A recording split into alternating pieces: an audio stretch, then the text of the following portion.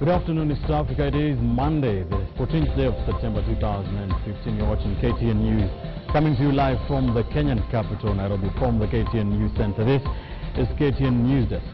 I'm Ben Kitili. Let's now start with the ongoing teacher strike, which entered week 3 today, and the teachers' unions have vowed not to go back to work.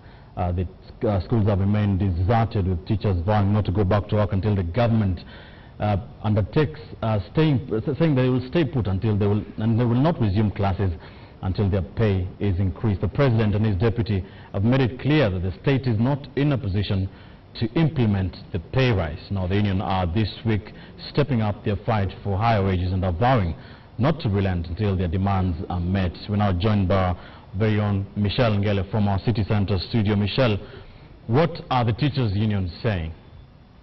Well, Ben, first of all, it is a complete paralysis in schools across the country as teachers continue to down their tools in this third week of the strike. But the words by the president that the government will not pay the teachers have truly angered the two teachers' unions. And now the Kenya Union of Post-Primary Education Teachers, KUPPET, has come up with a program that will be followed to put more pressure on the government to pay the teachers. Now, this is a 5-day program covering the entire week, from today, Monday the 14th, up until Friday the 18th. And I will just take you through what the program entailed. And today being the first day, the union expected that all secondary schools that have retained students send them back home as of 8 a.m. today. Now, we did go through several schools, and they have already started informing parents and guardians to come pick their children. And the second order of business is that they require that head teachers who have received show cause letters from the Teachers Service Commission hand them over to their county KUPPET executive secretaries, and these letters will be handed over to the national office for more action. And then later this afternoon, the teachers will be assembling at the different KUPPET branches across the country,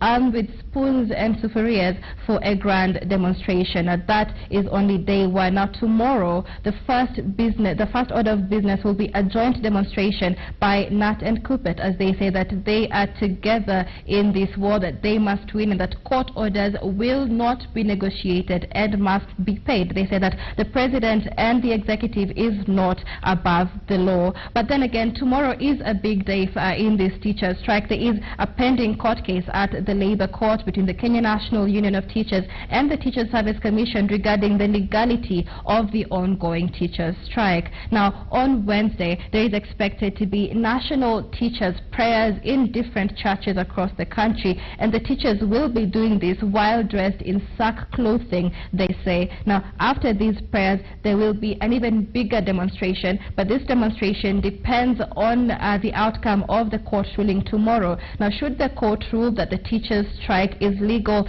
then there will be a national workers' strike in support of the teachers. This particular strike was called by KOTU and the trade unions of Congress of Kenya. Now, what this strike was called 1 week ago, and although the Federation of Kenyan Employers says that this particular strike will be illegal because the workers are engaging in a strike in support of a union that they are not party to, when you look at it constitutionally, this strike will be protected by the law because a strike notice was given 7 days prior to the strike as required by the Constitution. Now, what this strike will mean is a total paralysis in almost all sectors of the economy, Ben. We're talking no public transport, no electricity, and no water in pretty much the entire country. And so we really don't know if this will happen, but this is what is planned out in this KUPPET program this week. Now, on Thursday, the KUPPET officials will be writing letters to their county officials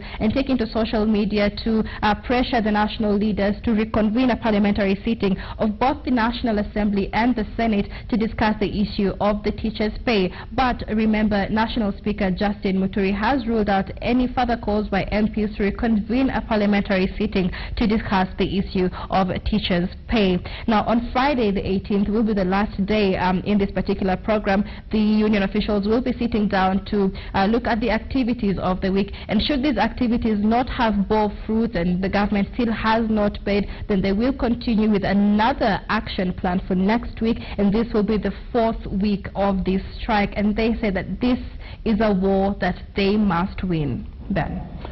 Thanks, Michelle. It is a pretty comprehensive program by KUPPET. There. Now, one question, Michelle. Apart from saying that they don't have money to pay the teachers, the government has told the teachers, striking teachers, to stay away from schools. There are reports of teachers going to schools where there was still some sort of teaching going on, and threatening to flash out those particular teachers and send students home. The government has said very clearly, stay off the schools. What are the teachers' unions saying about this? Well, the teacher unions are unrelenting now. They say that they will not be cowed by the government.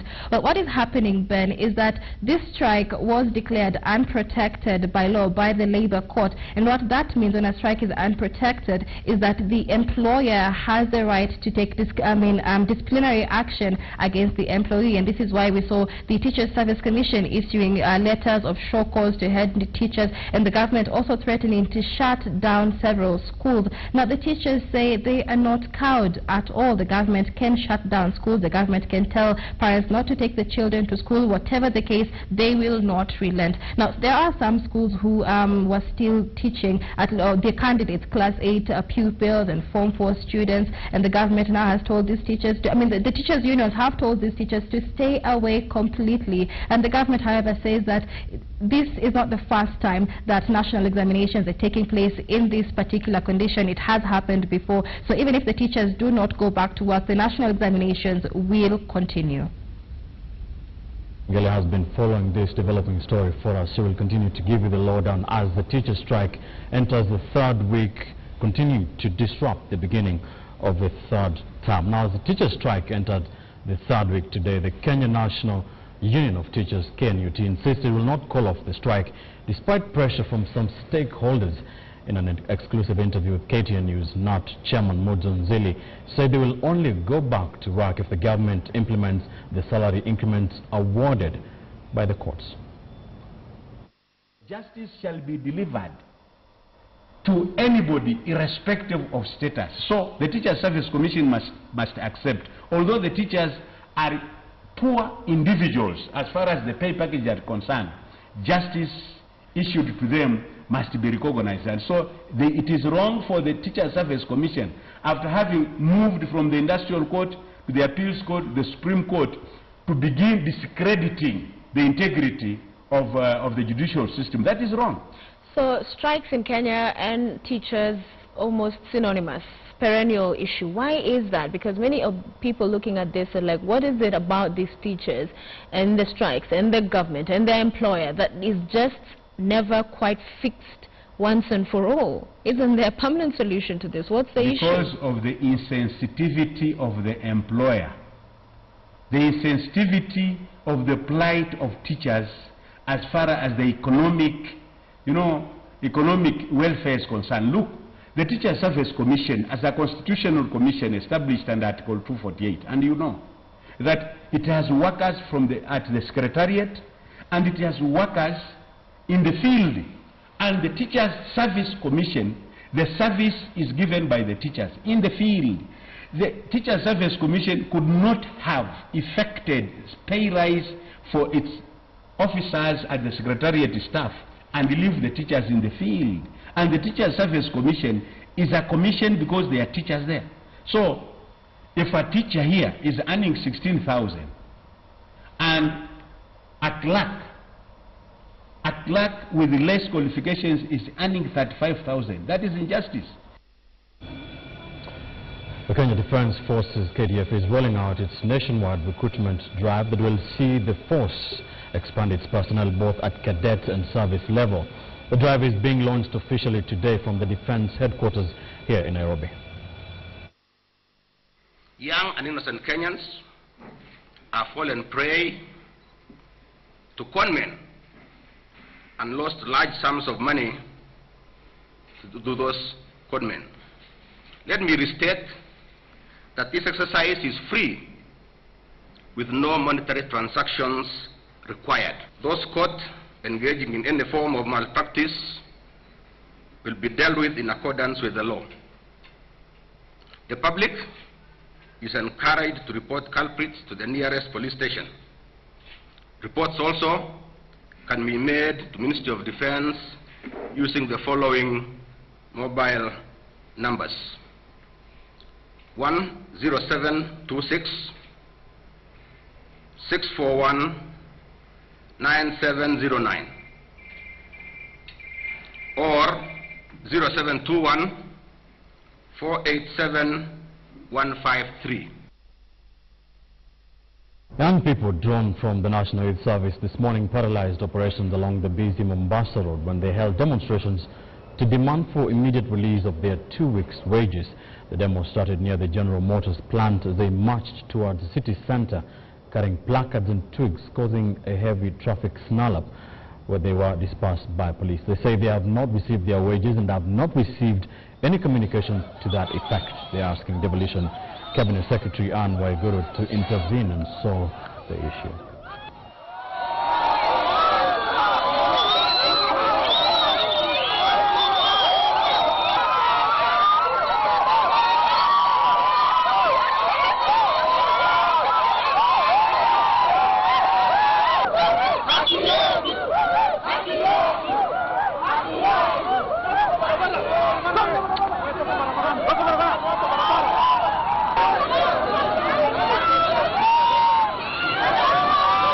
Vijana hatujasaidika na hii kazi. Ile pesa tunafanya ni 5 days. 5 days ukipiga absent ama ukichelewa unafukuzwa. Ambapo hiyo kazi ndio tunategemea. Kwa wiki unalipa 1648.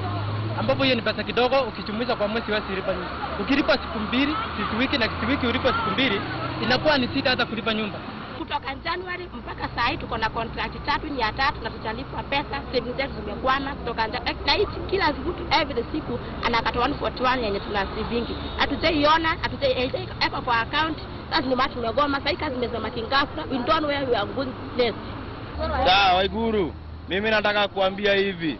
Uende ama ulete pesa ya vijana. Nguo kwanza tunalilia sana bwana. Na savings. To a rather disturbing story, a man living with albinism is nursing serious injuries at the Vihiga Referral Hospital after he was viciously attacked by unknown men who are said to have been after his body parts. 57-year-old Enoch Jamenyo, who lives alone, was found lying in a pool of blood by his brothers. Jamenyo says the gang of 3 attacked him as he was preparing to retire for the night at around 9 p.m. Saturday night in his Gisambai home. They aimed for his hand and his ear. He struggled to fight them away. They also ordered him to give them money. People with albinism in the county now fear for their lives with the re-emergence of people allegedly hunting them down for their body parts. Aliambiwa lete pesa ama akatwe vidole yake ama apelekwe Tanzania. First, we want to condemn this act with the strongest terms possible. We want to tell the government that tumesema hii maneno si mara moja. Tangu mwaka wa 2009 wakati mambo ilianza kuja hapa Kenya, tumekuwa tukisema maneno, and we will always say that the government must provide security with albinism. Yet nothing is being done. Cross borders to Uganda. Burial preparations for the late Uganda Interior Minister and former Army Chief General Aronda Nyakairima are underway. General Nyakairima died suddenly while traveling home from an official trip in South Korea.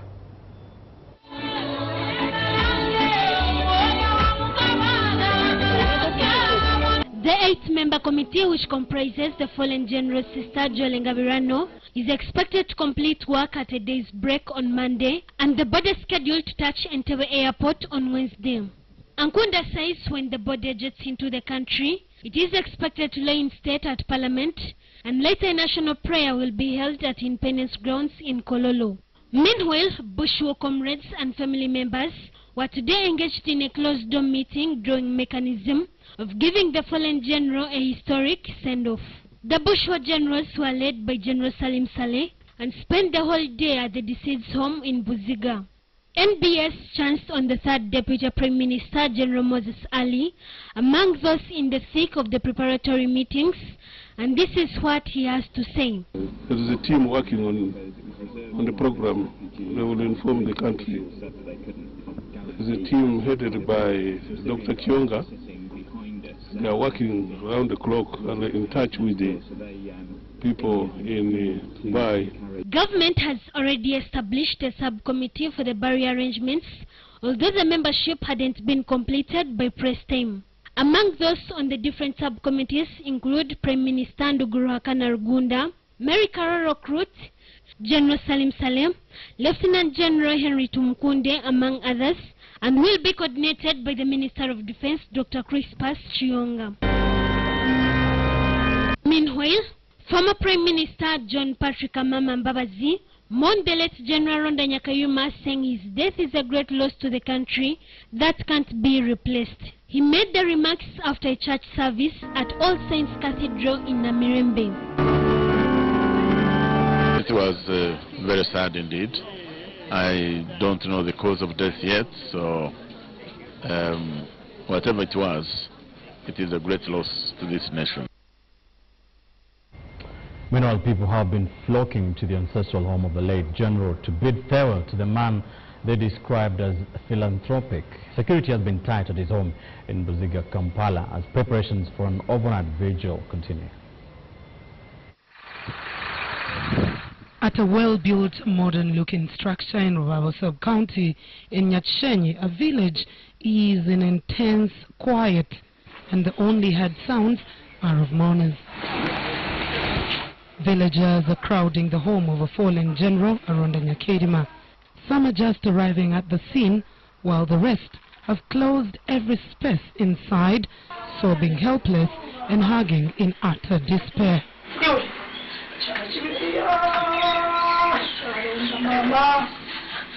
The late general and his shoulders were receiving most of the mourners upon arrival. Close family relatives already at home were his uncle, his auntie, among others.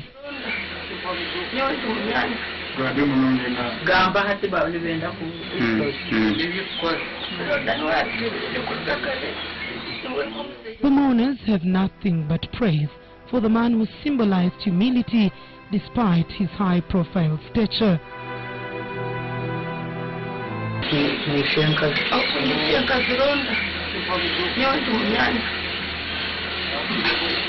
At this village home, the departed general was the father figure to fill the vacuum left behind by their late father, whose values the general held so dear.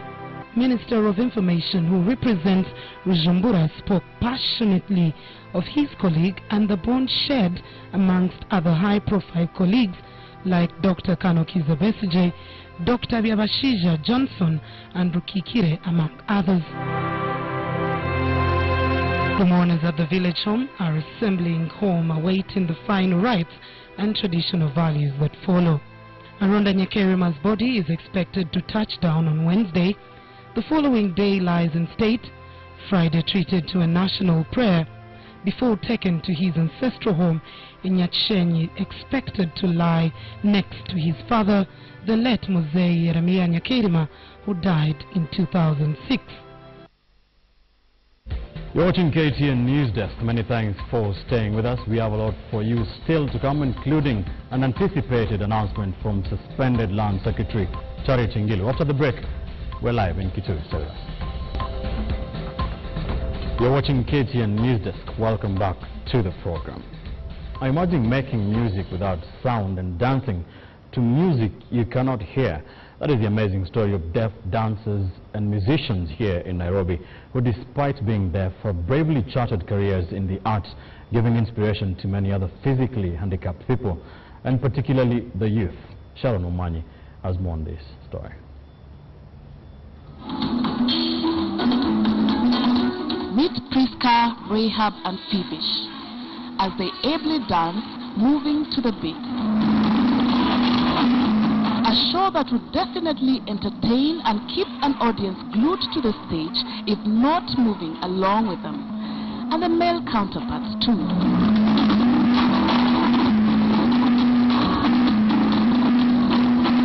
The amazing, almost unbelievable thing is, these dancers cannot hear the music they're dancing to.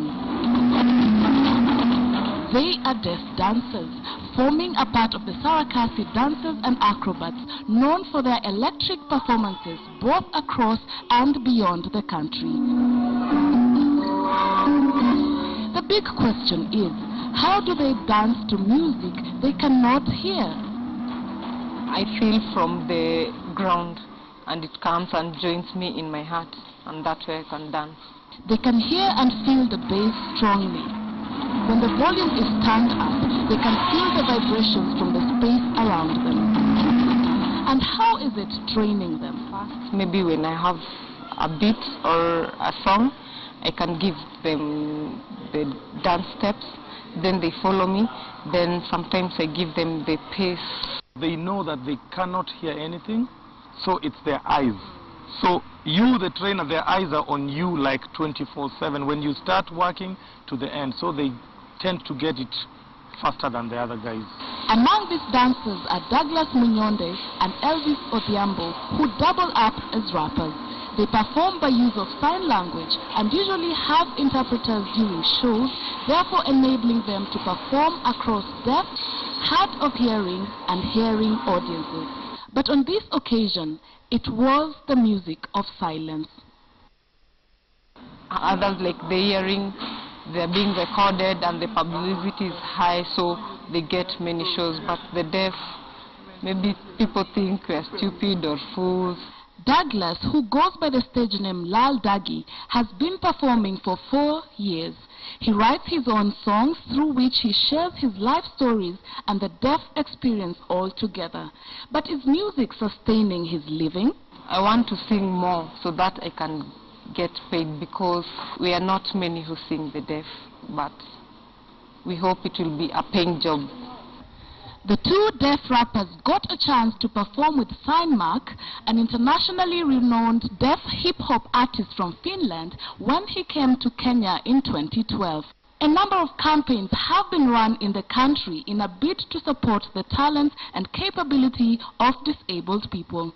Two of such are the Niko Fiti and Twende Kazi campaigns. Theirs is a world where music is a feeling and not a sound. And even as they say Twende Kazi, the deaf artists are yet to receive publicity and incorporation into the various arts that our society is increasingly taking to. Sharon Momani, KTN. You're watching KTN Newsdesk. Many thanks for staying with us. I'm Ben Kitilivasa. We'll leave it on KTN. We'll be back shortly on KTN Newsdesk.